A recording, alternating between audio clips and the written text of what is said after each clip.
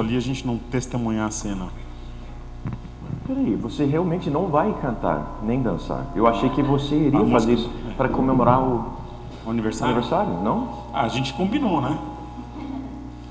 Pessoal, lembrando que a foto é depois do culto hoje, hein? Vamos tirar lá atrás? Vamos? Pode ser? Pode ser, Jason? Já? Agora? Não, depois do culto. Não. Você que manda. Seu pastor. Ele que manda. Deixa eu achar meu lugar aqui de ontem. Se você precisar de ventilador, você me fala. Tá bom. Que eu ligo pra você.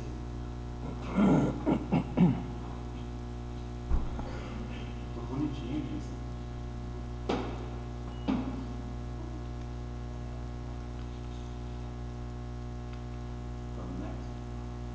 Ok, muito bom dia.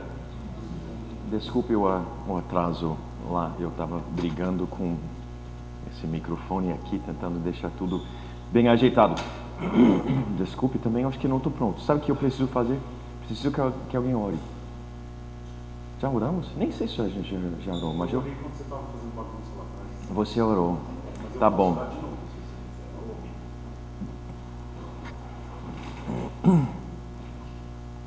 Ore pelas palavras de Deus, que as palavras de Deus saem da minha boca hoje.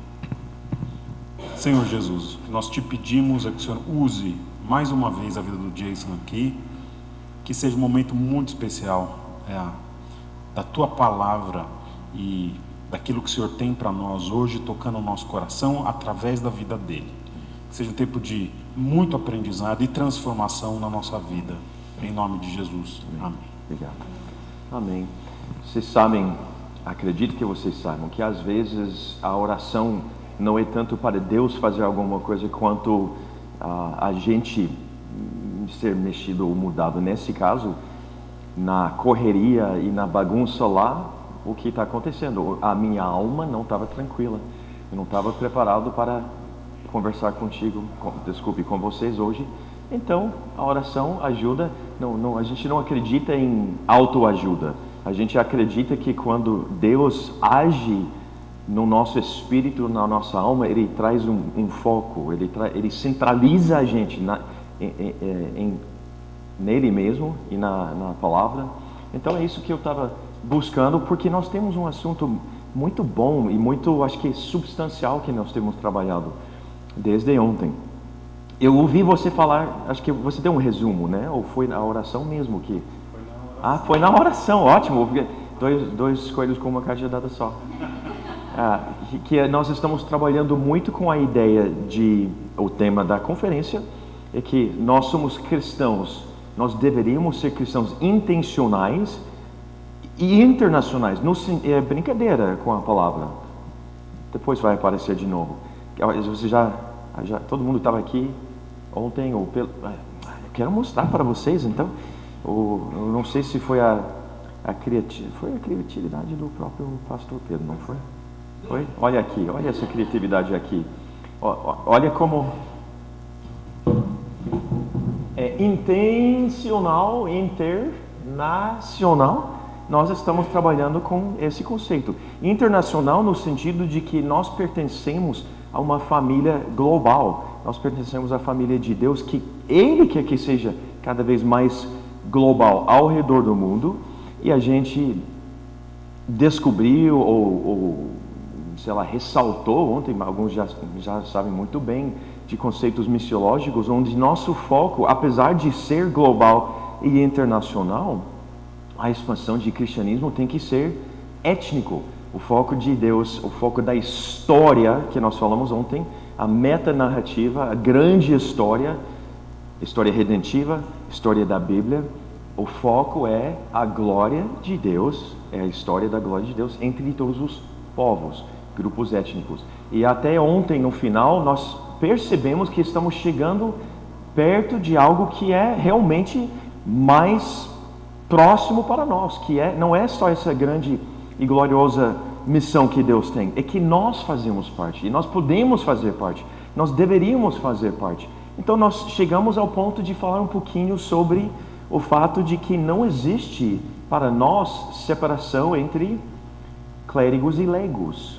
Nossa conclusão ontem é que nossas categorias, usando palavras gregas, nossas categorias laos, que a gente chama de leigos, e kleros, que a gente chama de clérigos, ou seja, duas classes diferentes. Os clérigos, que são os ministros, os que são mais importantes no reino de Deus, porque são os pastores, missionários, etc. A palavra kleros não significa isso, significa todo o povo de Deus. E a palavra laos, que é leigo para nós, ou seja, os coitadinhos que não têm chamado para servir Deus de forma digna, de tempo integral, também não significa só uma parte do corpo de Cristo. As duas palavras significam todo o corpo de Cristo. Então, nosso entendimento, a nossa conclusão ontem, é que todos nós somos ministros do Evangelho. Hoje nós vamos reforçar essa visão bíblica, esse entendimento bíblico, usando outras passagens, e nós vamos tentar chegar a uma conclusão em que nós sabemos, nós podemos saber e nós podemos sair daqui com convicção de que nós vamos participar na missão de Deus através de quem já somos e o que já fazemos, com a intenção de nos aproximarmos mais com a grande comissão, de descobrir formas novas de engajar na missão global e gloriosa de Deus. Então, se a conclusão ontem foi, usando a Bíblia, que todos nós somos... É só minha esposa que pode me distrair desse jeito. Hã? Ok.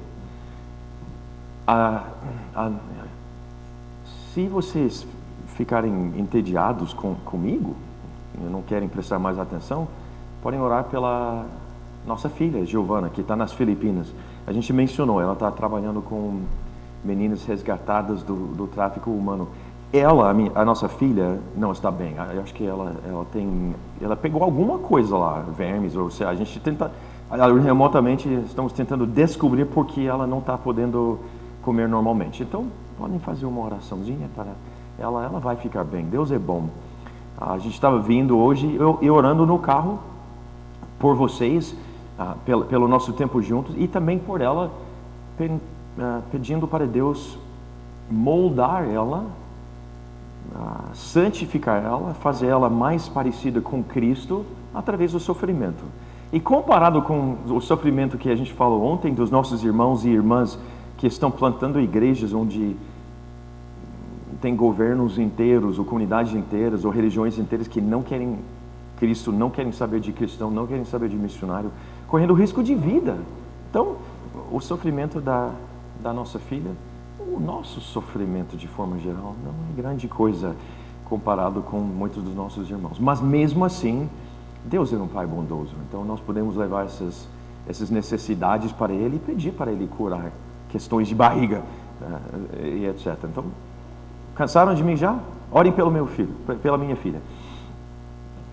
Giovana é o nome dela. A conclusão, então, da Bíblia, palavras gregas, é que não existe dicotomia, não existem grupos diferentes no corpo de Cristo, no que diz respeito às nossas funções. Nós temos formas diferentes de agir, dons diferentes, chamados diferentes, mas todos nós estamos unidos e nós somos unidos na mesma missão de Deus, então todos nós somos ministros.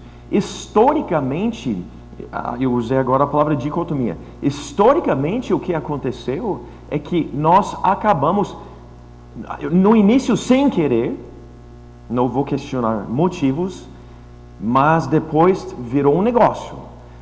Criamos essa divisão entre sagrado e secular. Quem habita o espaço sagrado são os ministros de tempo integral. Quem habita o espaço secular é o resto, os leigos, coitadinhos. Deus não ama eles tanto porque não deu chamado para eles. Nós, no início, não foi intencional, eu acho. Só que em algum momento, alguns dos sagrados, alguns dos sacerdotes perceberam, esse negócio funciona bem. Porque se eu reforçar o fato deles serem, coitadinhos, eu ser o líder, eu tenho autoridade, eu tenho poder, Opa! E dá para imaginar rapidamente como esse negócio ficou distorcido, porque pessoas são pessoas, humanas, pecadores, e acabaram abusando, dando um jeito, para que o modelo funcionasse muito bem para eles. Isso acaba sendo um desserviço para a igreja. Essa separação, então, entre sagrado e secular, entre clérigos e leigos, nós falamos que não existe. Então, clérigos e leigos, todos nós somos clérigos, todos nós somos ministros. Sagrado e secular, para nós, lá fora pode ser secular, mas o momento que eu piso lá, não é mais secular, é sagrado, porque eu estou aqui. Se eu estou aqui, Jesus está aqui. Se nós estamos aqui, esse espaço é secular, porque Deus está aqui e Deus está agindo. Toda vez que você sai de casa, que às vezes a gente pensa, não, nosso lar, Deus habita aqui, Deus abençoa aqui, é verdade, mas a gente pensa que o momento que eu saio de casa, ou o momento no domingo que a gente sai da igreja, estamos entrando em espaço secular. Isso é verdade. Mas imagine, por exemplo, cada cerâmica aqui. Toda vez que você pisa num lugar, pensa em cores que brilham. Você pisa e o negócio acende. Opa, está acendendo. O que está acontecendo? Porque eu estou aqui. Deus está aqui. Esse espaço não é mais secular, é sagrado. Nós estamos em missão com Deus, nós estamos indo com Deus na sua missão e levando Deus e sua gloriosa mensagem, salvação em Cristo, junto conosco. Então, não acredite digamos, uma mentira histórica, que nós temos essa divisão. Agora, se o pastor tem uma função diferente do que uma jogadora de vôlei ou universitária, ou de um técnico de vôlei, sim, tem funções diferentes, mas já vamos falar sobre isso. Por enquanto, eu quero tentar resgatar historicamente e depois na prática o que aconteceu com essa dicotomia. Desculpe, cala a boca, Siri. Essa dicotomia quer dizer duas coisas, dois lados. A gente tem que entender que nosso objetivo é integrar, não separar.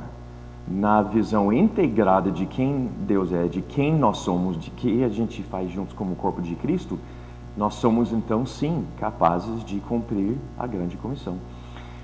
Na época medieval, existia essa visão dicotômica, onde vocação e chamado, a gente usa na linguagem mais popular, chamado, a palavra latina vocatio quer dizer chamado, vocatio Dei é o chamado de Deus, e a gente designa essa nomenclatura para pessoas que acabam entrando no ministério de tempo integral. O que aconteceu, felizmente para nós, é que chega a reforma. E Martinho Lutero entende que esse vocatio, esse chamado que Deus tem é para todos nós.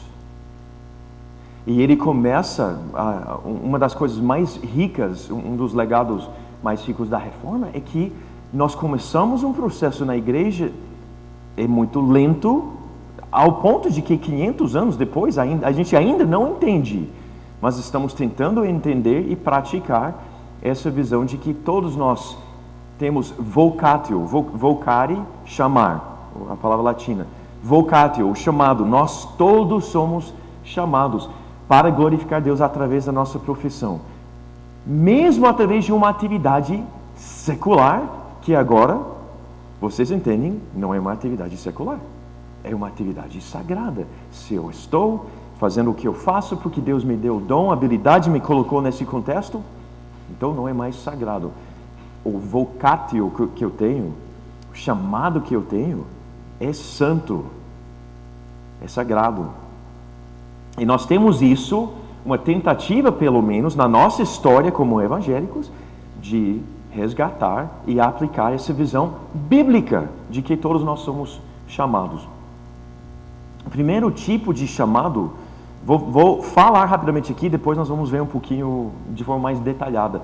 Mas tem um tipo de chamado que é um chamado geral, ok? Vamos trabalhar com o chamado geral e o chamado específico. Simples, 2 tipos, geral e específico. O geral é o chamado das trevas para a maravilhosa luz de Deus. Então, nesse sentido, todos nós, todo crente tem um chamado geral. Efésios 1, o versículos 3, 4 e 5 ajudam a gente um pouquinho aqui. Bendita seja o Deus e Pai do nosso Senhor Jesus Cristo, que nos abençoou com todas as bênçãos celestiais em Jesus Cristo. Quais são essas bênçãos celestiais? A gente começa a imaginar que se é celestial é algo que não vale apenas nessa vida, nesse mundo, e sim para a eternidade. Então, as bênçãos que nós temos eternas, é uma outra forma de pensar, é que Ele nos elegeu antes da criação do mundo. Ele já planejou algo. Opa, a Dani é a minha, a Aninha é a minha, o João é meu. Esse é a ação e plano de Deus, não é nossa. Eu não tenho o direito de falar, eu acho que hoje eu quero ser filho de Deus. Amanhã talvez não. O trans não aplica aqui. Eu não decido se eu sou ou não. O que eu sou hoje? Não. Deus decide. Deus nos elegeu.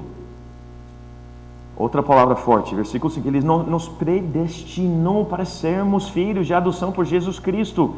Foi a vontade dele. Ele elegeu. Ele predestinou que nós sejamos filhos de Deus. A palavra que a gente usou ontem, várias vezes, agora vamos falar com muita seriedade e muitas vezes. Mais para frente, versículos 6, 12 e 14 dessa passagem, poderíamos usar versículo 12. Sejamos o quê? Que nós sejamos o quê? Assim que nós sejamos, nós que primeiro acreditamos, o primeiro que nós que temos fé em Cristo, que nós sejamos para o louvor da sua glória. Então nós somos adoradores. Essa frase mexe com o nosso entendimento de identidade. Se Deus nos elegeu e predestinou, e outros verbos lá nos primeiros versículos, adotou para sermos filhos de Deus. Nós podemos dizer, eu sou filho de Deus, pertenço a Deus. A gente usa outras palavras, sou crente em Jesus, sou seguidor de Jesus, sou discípulo de Jesus. Tudo válido, certo, correto, não tenho nenhum argumento contra, tudo bíblico. Mas esses conceitos, para mim, cabem dentro de uma categoria maior. Porque a categoria maior explica tudo sobre quem somos e a razão da nossa existência. Não só o que nós somos, mas por que nós somos e para que nós existimos. E Deus dá essa palavra para nós. É para que nós sejamos para o louvor da sua glória. Quem existe para o louvor da glória de Deus, quem existe para glorificar a Deus é um adorador. Na nossa essência, na nossa identidade, no sentido mais básico, mais substancial também, nós somos adoradores. O que nós não podemos confundir é que, mas adorador não é aquele que lidera música, que canta. Sim, é uma forma de adorar a Deus. Mas também quando você acorda, e a primeira coisa que você pensa é, Deus, obrigado, eu pertenço a Ti. Eu não estou me sentindo bem hoje, mas Deus, eu pertenço a Ti. E você começa a focar em Deus, honrar e glorificar Deus nos primeiros momentos do dia, porque você é um adorador. Quando você está no trabalho, e você está brigando com um colega, e você para pensar, adorador de Jesus Cristo não faz isso. Se aquela pessoa vai dar glória para Deus também, então eu preciso mudar de postura. Deus, eu sou adorador, então me ajude a refletir esse fato para meu colega neste momento. Um adorador vive o dia todo, todos os dias, mês após mês, ano após ano, apontando pessoas para Cristo através de uma postura de A adoração, em tudo. Nós queremos dar glória para Deus em tudo. Não porque nós fazemos coisas para glorificar Deus, mas porque nós somos glorificadores, nós somos adoradores de Deus. Então nós não podemos acreditar na mentira, é forte, mas o negócio é forte, é sério, histórica de que existe dois tipos. Os ministros, eles dão glória a Deus, e nós que bom que pelo menos eu não vou para o inferno, ok? É o mínimo que eu não sou grande coisa no reino de Deus, mas eu vou para o inferno, então que bom. Não, é muito mais que isso. Quando a gente reforça essa dicotomia, nós reforçamos. Se ele é a única pessoa a servir, pregar, orar, fazer qualquer coisa aqui na igreja, e vocês vêm porque o cara prega bem, ele me dá carne todo domingo, legal, ele está aqui e vocês estão aí. Agora vocês vão sair daqui e vão viver a vida normal de segunda a sábado. Por quê? Mas ele é o clérigo, nós somos leigos. Quando nós reforçamos esse modelo, todo o fardo fica nas costas do pastor e vocês... Passividade dos leigos. Passividade é... Aí eu fui alimentado um pouquinho, ou não gostei, e saí reclamando sobre a pregação, reclamando sobre... Todo o fardo fica no pastor e vocês não fazem nada. Não estou dizendo que é assim, aqui não é assim. Mas quando eu digo passividade dos leigos, muitas, talvez a maioria das igrejas reforçam essa distância, essa separação entre o pastor, os ministros, reconhecidos, ordenados, chamados, etc., e o resto do povo de Deus. Então nós temos que acabar com esse modelo, essa visão dicotômica, e entender que nós somos integrados como ministros. Cadê o resto? Quando a gente... Não escrevi aqui, vocês podem anotar. Efésios 4, versículos 10 e 11, ou 12. A passagem que fala sobre 5 tipos de ministério, funções que nós temos na igreja. Pessoas que, por exemplo, pastores, mestres, apóstolos, profetas, evangelistas, lembra? E quando Paulo fala para a igreja que existem essas 5 funções, ou 5 posições, 5 atividades, pessoas que podem exercer isso, e ele fala, para que existem essas pessoas para fazer o quê? Para edificar o corpo de Cristo, para preparar, para equipar os santos, para que os santos façam o ministério. Hoje a gente entende muitas vezes, em muitos lugares, errado. E nós temos uma pirâmide onde esses pastores, evangelistas, mestres, apóstolos e profetas estão lá em cima, mandando em todo mundo. Então, isso significa o quê? Se eu tenho um desejo santo de servir Deus com dignidade, a minha aspiração é que eu quero chegar lá em cima. E eu quero ser um pastor, eu quero ser um missionário de tempo integral, eu quero ser um mestre da palavra. E a gente encontra isso muito no campo missionário. Quando o evangelho entra num lugar não alcançado, o pastor Pedro fez uma pergunta na entrevista, na sexta, sobre até onde nós levamos nossa doutrina. Eu vou ampliar um pouquinho, até onde a gente leva nossas bagagens culturais, de metodologia, nossas expectativas que são culturais, mas não bíblicas. E muitas vezes o que acontece? A gente chega lá, quem chega?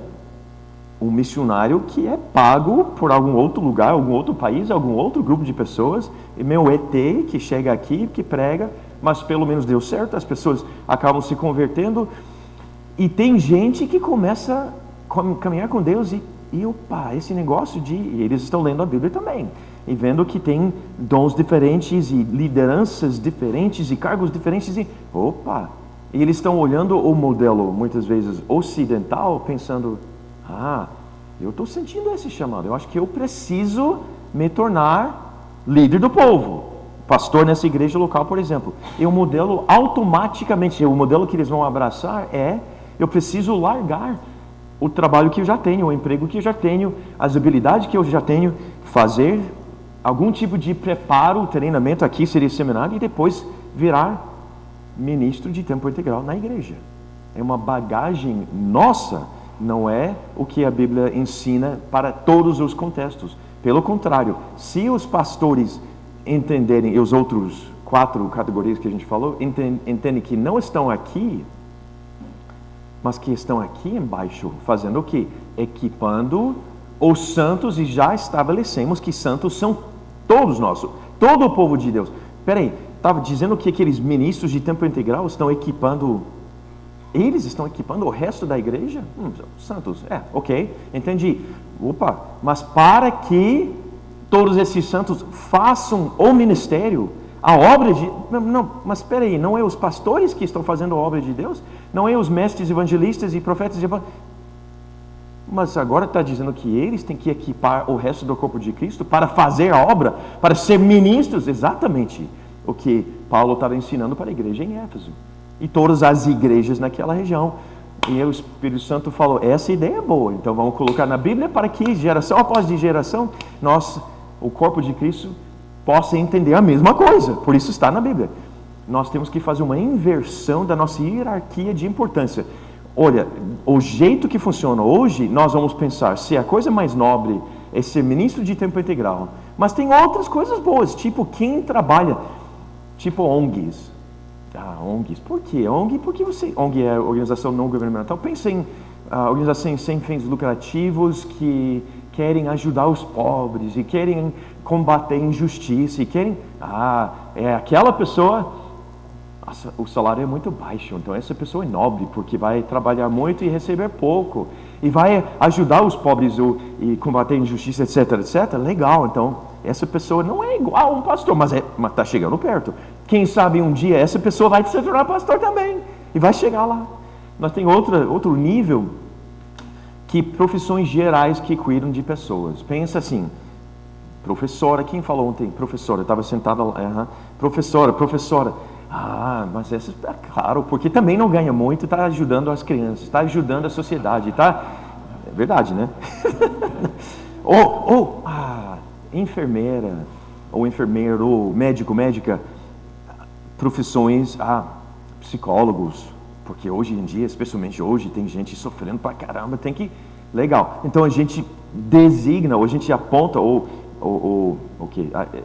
coloca dentro, a palavra que eu quero, essas pessoas têm valor, nós impomos valor lá, nós decidimos que essas pessoas têm valor, mais valor, por exemplo, do que todos os outros. Agora, os engenheiros são importantes, porque, por exemplo, o prédio que eu moro, eu consigo dormir toda noite porque não acho que o prédio vai desmoronar. Os engenheiros são importantes. Eu acho que esse prédio não vai pegar fogo, o engenheiro elétrico e outros. Ok, tem importância, mas estão ajudando as pessoas. Você não confia nos seus engenheiros? Não confia? Só quem fizer, exatamente. Eu não vou brincar porque eu vou contar uma história sobre terremoto no final. Para ver a importância de engenheiros. Ok, mas esses, pensa, outras profissões que cuidam. Policiais, militar, ganham pouco, mas estão servindo a sociedade. Mas pensa assim, agora engenheiros, advogados, eu sei que quase todo mundo acha que o advogado, quase é impossível o advogado ir para o céu, eu sei. Mas é possível, só que por pouco, eles ficam nessa categoria secular. Por quê? Por que a gente fala, às vezes o médico entra nessa categoria também? Porque a gente entende que essas pessoas querem ganhar dinheiro. Então, por isso são engenheiros, por isso são médicos, por isso são empresários. Empresário, na verdade, o empresário nem sei se chega a entrar no pirâmide, no triângulo, porque estão lá embaixo, estão muito perto das chamas do inferno. Eles estão, especialmente os que mexem com dinheiro, investidores, e a gente, não é verdade, nós queremos ou não, a gente coloca as pessoas em categorias assim. O que eu estou dizendo, de certa forma, é inverter, e se a gente inverter, nem precisa ser triângulo. Eu deveria ter colocado o slide, mas não coloquei. Na inversão, nós entendemos que tem certas funções, pastor, evangelista, os 5, que estão servindo, e agora não é mais pirâmide ou resto, mas é segmentos. Um segmento é quem trabalha em ONG, outro segmento é engenheiro, outros segmentos, os que ajudam, outro segmento é empresário, por exemplo, ou investidor. Porque segmentos, um do lado do outro. Nós não podemos decidir que um é mais importante do que o outro. Então a nossa conclusão é inverter o triângulo e depois acabar com o triângulo. Coloca os servos com funções específicas como o pastor embaixo, fazendo o quê? Fazendo tudo que for possível para equipar todos os santos em todas as esferas de atividade, para que esses santos façam, melhor, sejam o que Deus quer que eles sejam, adoradores em esferas de influência. Então, esses segmentos, influencers, a gente não fala em português, influenciadores, meio esquisito. A gente fala assim, porque eu não sei, eu tenho tantos amigos brasileiros que simplesmente falam influencers, tipo, nem falam em português, mas não, mas acho que não dá. Não é não. Obrigado. É invasão da língua inglesa, né? Ok. E tem muitos. Ok, mas é outra história. O que acontece? Essas pessoas que têm influência em várias esferas da sociedade, várias indústrias, vários segmentos, sendo equipados. Eu acho genial que vocês têm um seminário na igreja. Quem disse que seminário tem que ser uma instituição separada uns 10 minutos daqui? Não sei onde fica a palavra da vida. Não, fantástico, amo a palavra da vida. Mas quem disse que o modelo é CNPJ chamado seminário, outro CNPJ chamado igreja local, e a igreja local não pode fazer o que o seminário faz? A igreja local é, na sua essência, a entidade que proporciona treinamento para os santos. Nem toda igreja tem a visão e recursos que vocês têm. Então, manda para um seminário bom como falar da vida. Mas quando tem a possibilidade de fazer algo como vocês têm aqui, é por convite ou qualquer um pode? Agora, quem pode fazer seminário aqui? Qualquer membro? Não. Qualquer? Cara, eu não vou pedir para vocês levantarem as mãos. Mas quem não está fazendo, eu vou pedir para você orar seriamente sobre a possibilidade de fazer o seminário aqui. Porque a melhor combinação de coisas é continuar sendo um excelente profissional e ou melhor, aproveita essa capacitação ministerial teológico que já está disponível. 20 vagas. Somente. Tá bom, então, estão vendo? Então, não é tipo qualquer um quando quiser, você tem que aproveitar, porque senão não tem vaga e vai ter que esperar mais um ano, quem sabe. Então, qual é o papel do resto do corpo de Cristo? Desculpe, fiz uma propaganda de graça para a igreja. Seminário. Façam. Se der muito certo e você, o que pode acontecer? Eu amei. Eu até descobri que grego não é grego. É tudo grego para mim. Temos aquela frase, não temos, quando você não entende alguma coisa, você fala, é tudo grego para mim? Não tem grego ainda no seminário, mas eles vão encontrar muitas palavras gregas, não é? Eu duvido você dar uma matéria, selecionar uma matéria. Eu também duvido, porque eu sou péssimo no grego. Não, hebraico também. Você dá uma grego. Seleciona uma matéria. Você vem um dia, vem aqui uma semana aqui, não mostra pra gente. Posso trazer minha esposa que sumiu? Claro! Claro! Melhor enviar ela. Não, obviamente. Então, e você vai nessa jornada e tem alguns professores legais como o Pedro, outros péssimos como eu, mas no final vocês vão descobrir o que eu gostei demais desse negócio. Vou fazer mestrado em teologia, vou fazer... É legítimo. Você pode entrar naquela categoria de mestre, porque você descobriu algo na jornada. Mas a maioria não vão descobrir isso. A maioria vão falar, opa, agora eu posso ministrar mais e melhor e ver mais fruto na minha carreira, no meu trabalho, no meu emprego, na minha empresa. Esse é o nosso objetivo. Então, o resto do corpo de Cristo, o papel especial e único de profissionais é a proclamação do Evangelho pela presença intencional. Volta para o nosso tema. Não está aqui, mas a ideia de presença intencional, a intencionalidade entre pessoas e povos. Por isso nós temos que desenvolver uma teologia de presença intencional. A teologia de presença pode ser passiva. É uma coisa, existe. Alguns teólogos falam de teologia de presença. Palavras grandiosas demais. Simplesmente fala que aqui eu sou sol, aqui eu sou luz. Eu estou aqui, a minha presença aqui significa alguma coisa para esse contexto. Bom ou ruim. A ideia é que seja bom. O que acontece? Porque eu estou aqui, pessoas estão sendo apontadas para Deus, porque eu estou aqui. Essa postura pode ser passiva. Eu descobri que eu estou aqui. Ou por acaso eu estou aqui. Nem percebi que eu cheguei aqui. A ideia é ser intencional.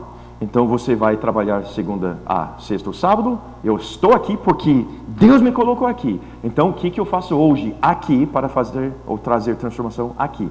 Essa intencionalidade em termos missionários nos leva até pessoas marginalizadas e povos não alcançados. Talvez no outro lado do mundo, mas talvez não.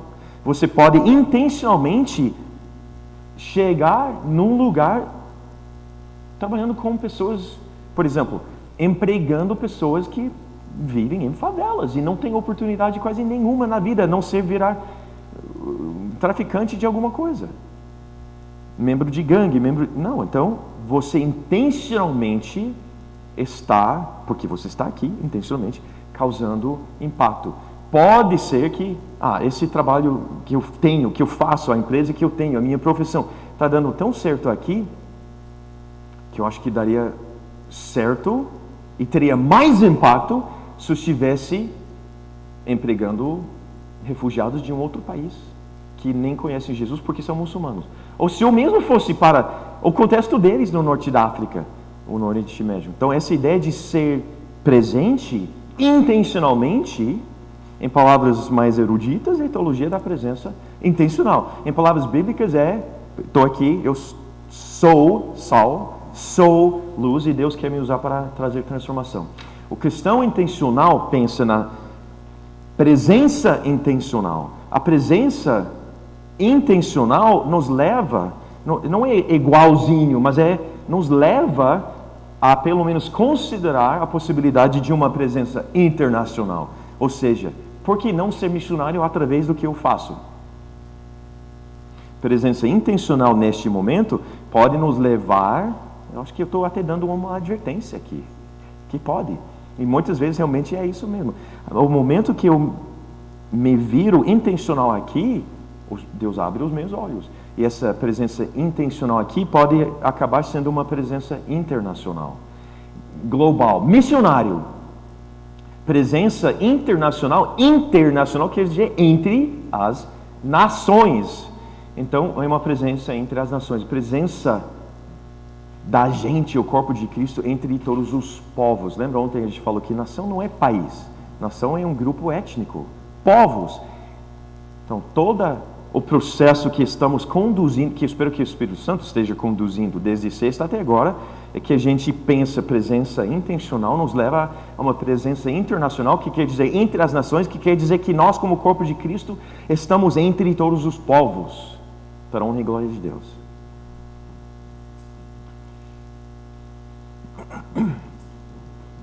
Você, até esse momento, provavelmente está pensando que o cara falou muitas vezes de um chamado, que eu tenho também algum tipo de chamado, e que eu posso ser missionário, mas ainda não está fazendo sentido. Eu quero trabalhar com esse contexto, esse tema de chamado, mostrando o que a gente normalmente pensa, entende, e mostrando o que a Bíblia ensina. Nós vamos aprofundar um pouquinho.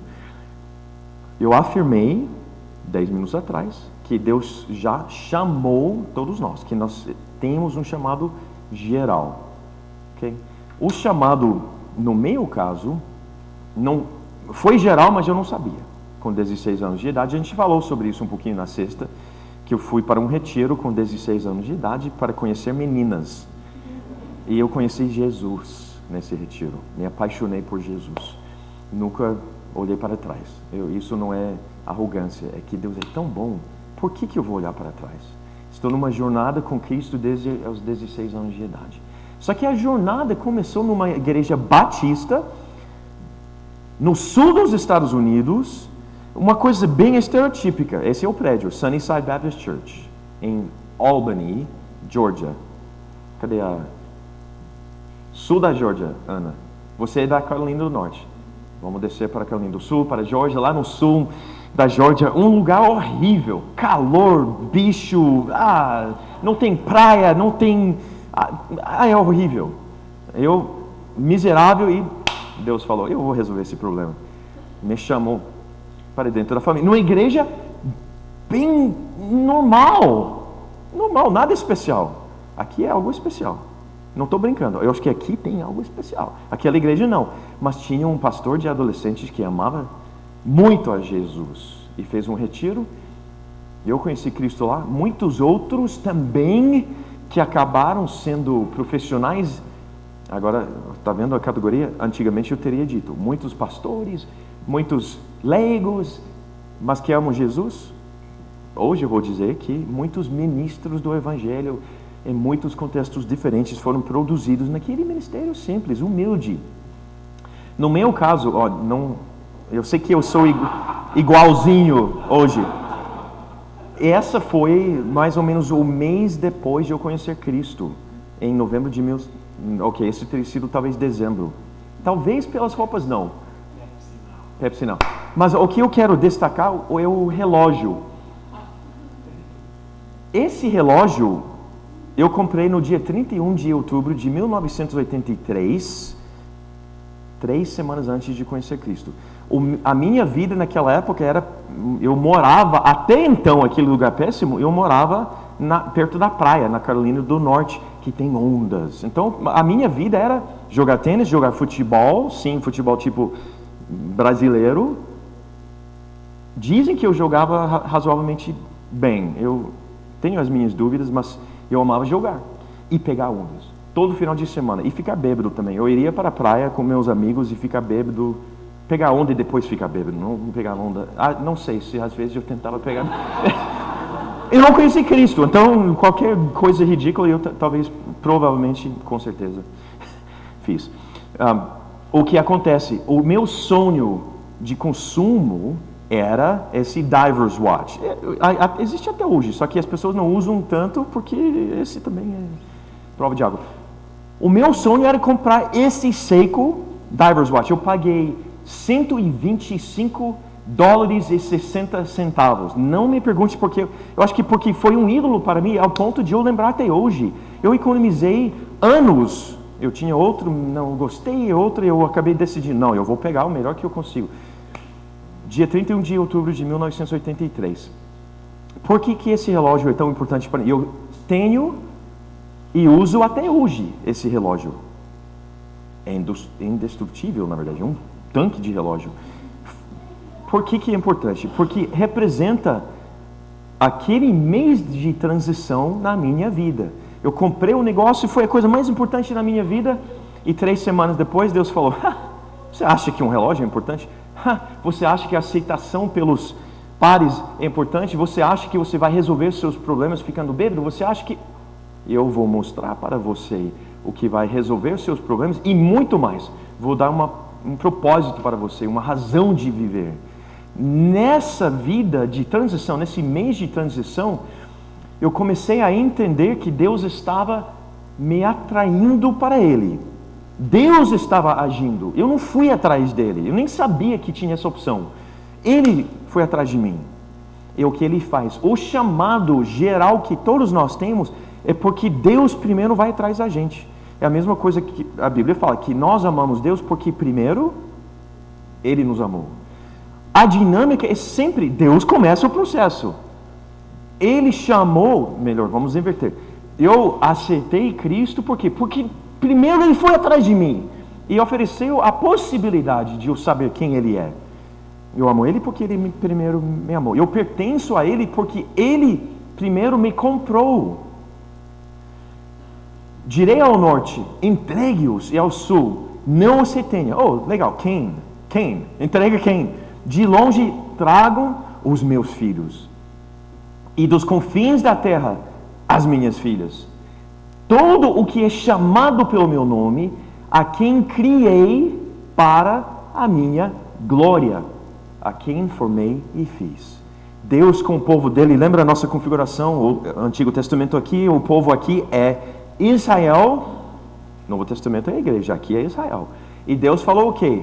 Eu já sei quem são os meus, porque eu já, desde antes da criação do mundo, decidi que eu iria montar, formar, chamar para mim uma família, um corpo. Então, Israel, olha, onde estão meus filhos? Chamam eles para casa. Eu quero eles. Ele está chamando e ele afirma sem deixar dúvida nenhuma que a razão pela qual ele criou e chamou é para que ele possa receber a glória que ele quer e merece. Voltando para a nossa metanarrativa. A história da Bíblia é a história da glória de Deus em todas as áreas da nossa vida, em todas as esferas da sociedade e entre todos os povos do mundo. A história da glória de Deus é a história da sua glória entre todos os povos.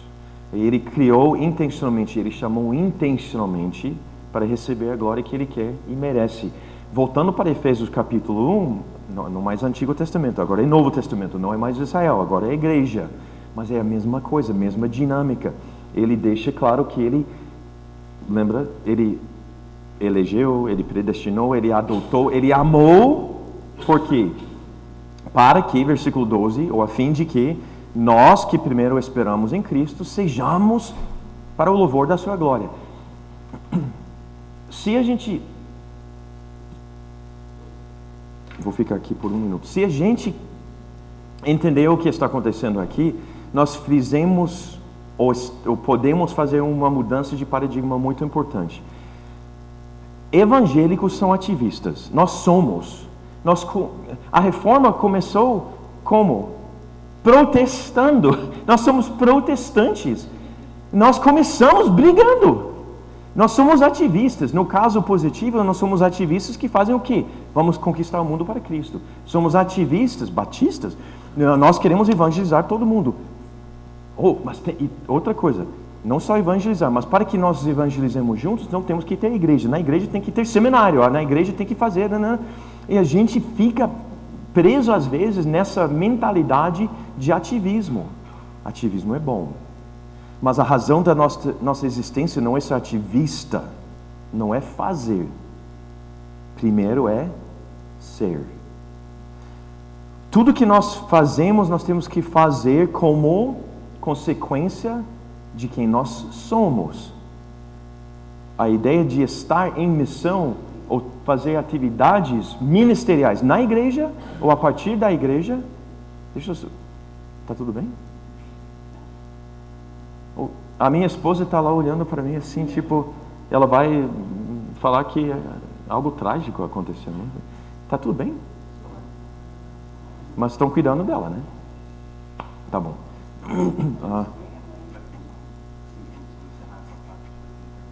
Tá bom. Então, vou resumir. Desde sexta, o que nós temos falado até... Não, ok. Eu vou terminar com essa mudança de paradigma. Nós que somos ativistas, ótimo, mas não pode ser ativista sem entender por que nós somos ativistas. O que a gente faz é consequência de quem nós somos. Nosso ser é o que nós valorizamos. E a partir de quem nós somos, nós fazemos. Se eu sou adorador de Jesus Cristo, então eu vou fazer coisas que trazem glória a Ele. A missão procede da identidade. Ou está todo mundo pronto para o intervalo, ou estão entendendo perfeitamente, ou ninguém está entendendo nada. Podemos sacrificar nossas vidas sendo ativistas, se for o caso, mas não em função de ser ativista. A missão procede da identidade. Neste momento, mais do que qualquer outra coisa, eu quero que nós entendamos que nós somos adoradores de Jesus Cristo, a fim de que nós façamos muitas coisas legais para Deus. Não. A fim de nós, ou para que nós sejamos para o louvor da sua glória. Entendendo isso, a partir de agora, com muito prazer e alegria, apesar de sofrimento, apesar de sacrifício, apesar de dificuldades, nós vamos avançar, nós vamos fazer, nós vamos ser ativistas, sim. E a sociedade vai saber que Jesus é real, que Jesus é Deus. E as nações vão saber que Jesus é Deus, é o único caminho para a salvação. Porque nós somos adoradores, estamos adorando Ele em todas as áreas da vida, com a visão e intencionalidade de glorificar Ele em todas as esferas da nossa sociedade e entre todos os povos do mundo. Intervalo. Obrigado, Jason. Coffee break, turma. A gente volta daqui a pouco.